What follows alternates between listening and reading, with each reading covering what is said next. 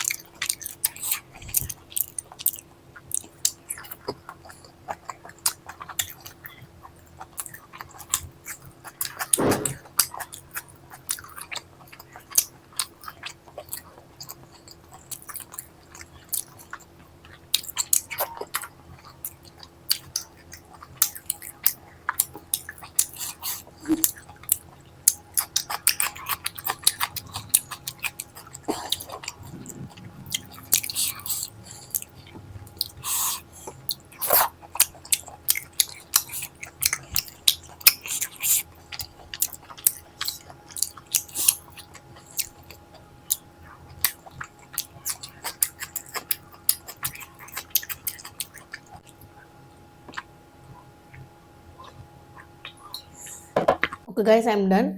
एक ही खमीरी रोटी खा पाई क्योंकि खमीरी रोटी काफ़ी हैवी होती है और कौरमा भी हैवी होता है। और ये चिकन मलाई टिक्के थे, वो भी बहुत टेस्टी थे।